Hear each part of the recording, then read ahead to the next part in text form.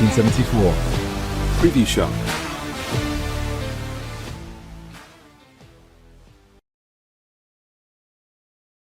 In the FA Cup fourth round, playing Chelsea at Stamford Bridge tomorrow night, Friday night, 7:45 or 8 o'clock kickoff. I've got no idea which one it is, but no doubt we'll find a way to watch it because it isn't on TV for some reason. So they've done the Villa away fans over for absolutely no reason at all. This show is sponsored by 1874. No, it's not. It's sponsored by NordVPN. We're called 1874. And if you go to 1874.io/NordVPN, you'll get a huge discount off your NordVPN plan, and you'll also get 4 months for free. It's completely risk-free because you've got Nord's 30-day money-back guarantee if you are not satisfied. David Reed is with me. I've already been with David Reed today at Sky. I've just got back to my home. I'm very tired, so hence my mistakes early on in this show. And apologies for being late. Like I say, I've literally just got back from London. Dave doesn't have as far to travel as me. You okay, Dave? Yeah, I'm fine, thank you. Yeah, nice to see you back, safe and sound. Yeah, still in makeup as well. Face looking better than it should do. Glistening. Yeah. You take yours off, don't you? I do, yeah. Just don't like it. Just feels heavy. I'm going to leave it on for days because I'm worried about how tired I must look underneath all this slap. Right, FA Cup, Dave. Not often Villa are in the fourth round of the FA Cup in recent times. Usually get knocked out in the third. So, of course, we've got through, but we've got a tough draw away at Chelsea, and Unai Emery has held his press conference today, this afternoon, whilst I was driving back, and not great news on the injury front, I wouldn't say. Do you want to fill in the viewers and listeners in the injury news in case they don't know? Yeah, so feel free to step in if I miss someone out. So Pal Torres out, Luca Dean coming back but not ready, Jacob Ramsey out again, coming back but not ready. John Duran out of the game. So, have I missed anyone? Not sure. Don't think so. No. Oh, Adam's playing with buttons there. With Dave Reed still on the screen whilst I'm talking. So that's great. Here he is. There, back. He sorted himself out. Too busy eating Skittles behind the scenes and not concentrating on what he should be doing. So yeah, the Pau Torres one is the one that I'm finding a little bit frustrating because it feels like Villa over the years always have a player that's due back, and then weeks go by, and you don't see them. And it's starting to feel a little bit like that with Pau Torres. Yeah, familiar theme, isn't it? Unfortunate, really, because he, as you say, he was due back, and now he's got another setback. And there's, from what I saw today, and again, if anybody has seen differently, then feel free to say. But from what I saw, there wasn't really a timeline on his return again, so it's kind of like wait and see. But for his sake, you hope he's back because he's been so good for Villa this season. He brings such a lot to that Villa side that the team does miss something when he's not playing. So, yeah, you like to think for him, he'd like to be back as soon as possible. And obviously, Unai Emery would like him back as well to give that extra bit of depth because given the list of injuries there, it feels like almost the team picks itself tomorrow. Yeah, I think... Look, we've stumbled a little bit in recent weeks. Still in a fantastic position. I'm not getting on anyone's back at all. Absolutely loving the ride that we're on. And I'm also not digging Longley because I actually think he's been fine coming in. But unfortunately, I mean, not just Longley, but not many centre-backs in world football can do what Pau Torres does. So I feel he's been a huge miss. And I don't think it's a coincidence that we've stumbled of late without him there, Dave. Yeah, I think you're right. Just on Longley, I think he probably had, for me anyway, probably had his best game for Villa against Everton. Yeah, he was good. I just thought he was up for the fight, and everybody needs to be when you're playing that Everton side, as we kind of found out. And you know, even saw him kind of bare a few teeth at the Everton players when they were coming over and wanting to have a little bit of a set to with the Villa players. So it was quite nice because he's quite his style of play is so relaxed. You never kind of see him ranting and raving on the pitch. Everything's always seems so calm and calculated for Longley. And it was quite nice, I thought, to see him kind of get caught up a little bit in the atmosphere and in the game. Now, I'm not saying that's a good thing for all the Villa players, but I thought it was quite nice to see that side of him, and I thought he had his best game against Everton. But yeah, and we kind of said it before, really, with Pau Torres. You miss his relationship with Ezri Konsa, first of all, particularly the way that Villa defend, squeezing the pitch high. And then also you miss what he gives you on the ball and his ability when Villa are playing against teams that sit off and play in a low block, that he is the one that's able to carry the ball forward and also play those incisive passes, which Longley, I've been quite impressed with the way he carries the ball forward, but his passing just isn't quite at the level No. Torres. And when you've got someone who's so good on the ball in terms of his passing range and passing ability, you're going to miss it, and that's what we're finding out with Pau Torres. It's been a huge loss. I think Tielemans not being there in certain games hasn't helped us as well. In possession, I do think we've not been as great in recent weeks in possession, but maybe we'll come back after a break, refresh, and like you say, I think the team does pick itself. I mean, we haven't had both left backs available at the same time all season either. Luckily, as Luca Dean's got injured, Moreno's come back into the fray, but struggled with things like that all season. It feels like, obviously, because we got two bad injuries at the start of the season, there's always been someone out. And I know, Tottenham have struggled, Newcastle have struggled with injuries as well. We're not alone in this, but we have had literally someone out at every juncture of the season so far. Obviously, we're doing our transfer shows at Sky at the moment, Dave, so we got to talk about John Duran on air earlier, so I've got the clip ready to play. So if Adam can tee that up for us, you can hear what we had to say about John Duran's future earlier on You Sky. don't know what type of player he's going to turn out to be. He could turn out to be world class. He could quite easily fall by the wayside. When he comes on, invariably he'll score, win a penalty, or you feel like he might get sent off. Absolutely loves a slide tackle. I've never seen a striker love a slide tackle as much as John Duran does. I'm trying to think how to word this, but I almost think he needs a little bit of a reality check, John Duran. You're playing at a team at the moment who's top four in the Premier League, has got one of the best managers in the country, a manager that's visibly improved nearly every player at Villa Park. You're getting minutes. OK, you're not starting in the Premier League, but you're getting minutes in the Cup. You're coming on and impacting Premier League games. You're talking about going to Chelsea, who are stacked with players. John Duran's not going to go to Chelsea and suddenly be their number 9 that starts every week. I feel like a lot of this stuff that he's been linked with at the moment is agent kind of touting his play around, creating news around him. And John Duran is second choice striker to Ollie Watkins, who's one of the best strikers in the Premier League and a striker whose output over the last 12 months has been frightening. So I'm not sure why he thinks he should be starting, if that's the reason that he wants to go for more minutes. John Duran should just be happy with where he is, in my opinion. There's been a lot of stuff said around maybe application in training not being what it should be. The Villa fans like John Duran because he is a fun footballer to watch.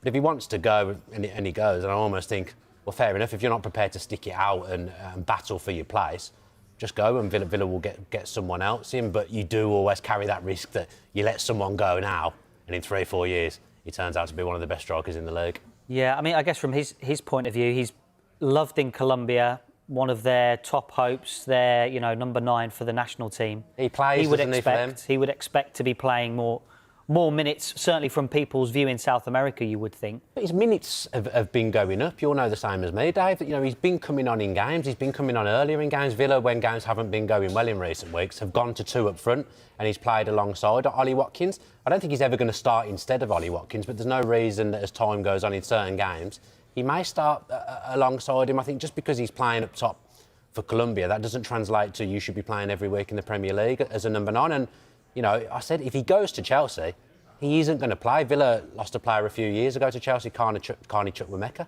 The kid's barely played. He's barely made an impact there. So stay where you are and, get your head down. I think you probably have to bear in mind as well that he's a young man having left home at a very young age, new culture, getting used to a new language, really. I know he spent time in America. So for him, it's a hard time. He's going to have lots of people around him in the Premier League, lots of eyeballs on him. First time he'll have had good money as well. So I think you probably have to bear that in mind for him and his development. I mean, I don't know whether I did take it too far. Probably not as impartial as I'm supposed to be on Sky Sports News. But I've got to say, the Duran dialogue is irritating me a little bit at the moment, Dave. How are you feeling about it? Yeah, I mean, I don't think you went too far. I thought we tried to give a balanced argument. And, when I said kind of people around him in the Premier League, I mean, his inner circle, the people that he trusts around him. I would assume that that close-knit group will have got a little bit bigger now he's moved to England and he's playing in the Premier League. I'm not suggesting really that he's getting bad advice. But, if his friends here, his friends back home are saying, you're good enough to be playing, it wouldn't surprise me if he's going in and thinking, I should be playing.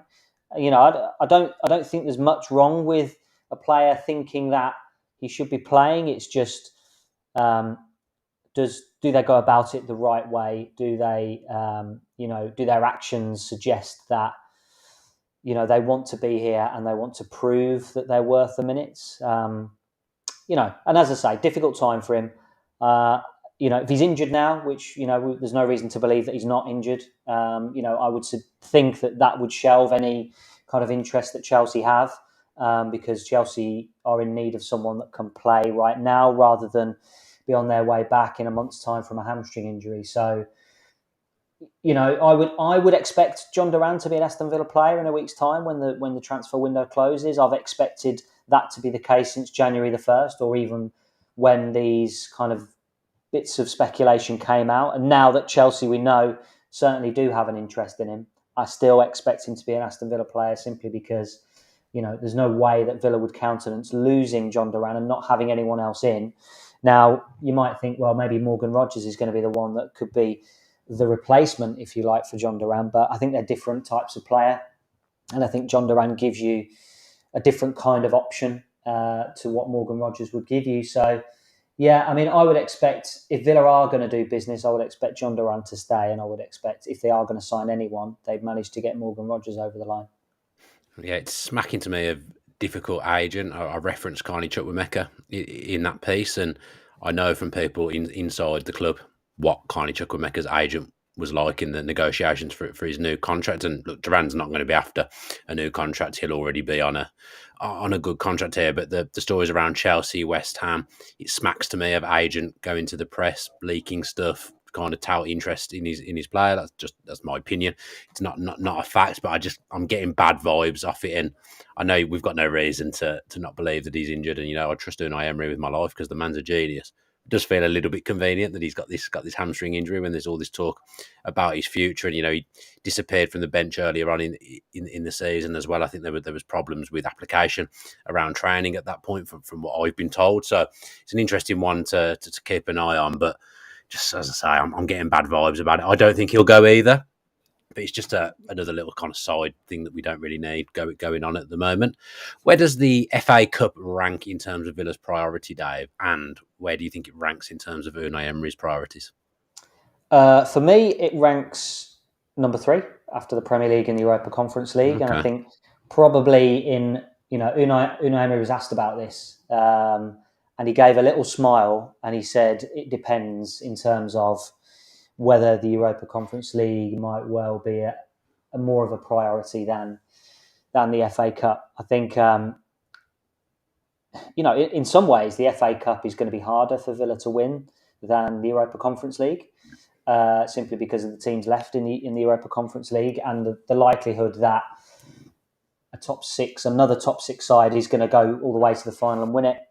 So for me, it would be Premier League, Europa Conference League and an FA Cup. But the fact that we've got through in the third round, that being such a rarity, if we manage to overcome Chelsea, that's them out. And then you've got to hope that the draw might open up for us. And the deeper you go, the more important competitions become. So I think tomorrow is a really significant kind of milestone as to whether we take the FA Cup as a really important priority this year. Yeah, I'll give you my thoughts in a second, but first let's hear from our sponsors NordVPN, because actually they might be able to help people watch the game tomorrow night, so listen to this. 1874 is proudly sponsored by NordVPN, so when you can't watch it, we want to help you. NordVPN is a secure and private service which works on pretty much any device, including your laptop, mobile, television. So if you want to watch some live content, it allows you to appear like you're in another country. And whilst you're connected, no one else can find out what you're doing, including your internet service provider. Beyond this, the service also has threat protection baked in to protect you from intrusive website ads and malware, which is pretty handy for you. As part of NordVPN support 4 months for free, this also includes Nord's 30-day money-back guarantee. All you've got to do is go to 1874.io/NordVPN and sign up. All the details are also in the description. As always, we're very grateful to anyone that signs up. We know that money is tight, but if you think NordVPN will help you out, it will also help keep the channel running and help us too. I've been thinking about this. I actually did a segment on TalkSport 2 about this on Tuesday when I was there.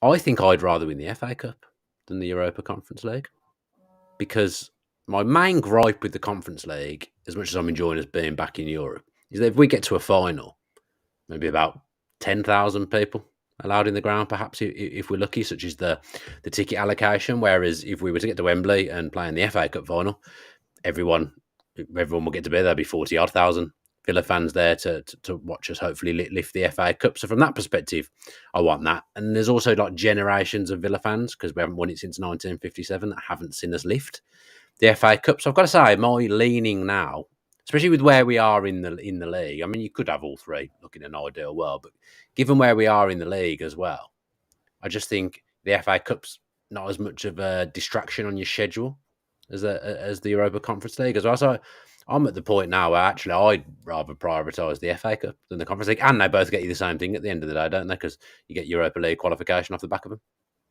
Yeah, I just think